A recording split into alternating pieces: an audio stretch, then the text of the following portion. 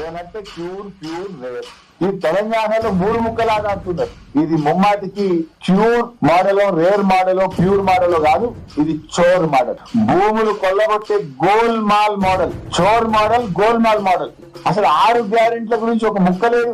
ఆ మూడు ముక్కలాట గురించే చెప్పారు ప్రజలు, రాష్ట్ర ప్రజలు. మేమందరము 6 గ్యారెంటీల గురించి చెప్తామో ఎదురు చూసినాం, కానీ మూడు ముక్కలాట గురించే ముచ్చటంత. నిన్న సీఎం మాట్లాడినా, ఇవాళ డిప్యూటీ సీఎం మాట్లాడినా మూడు ముక్కలాట మీదనే ప్రేమ, భూముల మీదనే ప్రేమ తప్ప ప్రజల మీద లేదు, 6 గ్యారెంటీల మీద లేదు. తెలంగాణను 3 ముక్కలు చేసిండ్రు, హైదరాబాద్ ను 3 ముక్కలు చేసిండ్రు. ఈ జిహెచ్ఎంసీ నోటి, మేడ్చల్ నోటి, సైబరాబాద్ నోటి, దీన్నో 3 ముక్కలు చేసిండ్రు, దాన్నో 3 ముక్కలు చేసిండ్రు.